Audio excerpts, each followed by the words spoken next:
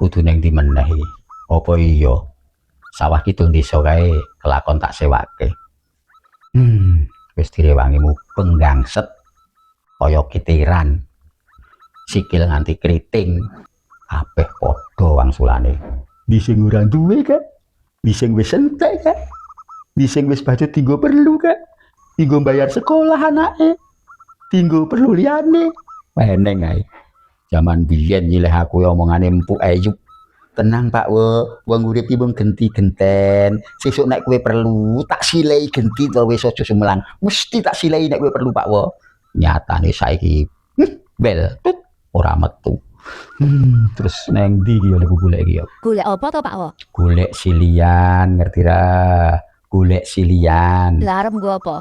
Arep tak nggo bayar pajak. Pajak kok nggak tak utang? Iki masyarakat yang tidak taat pajak ya iki ora ngerti kowe iki yen 80% pendapatan negara iki dari pajak. Mulane awake dhewe itu harus wajib membayar pajak, ojo nganti telat.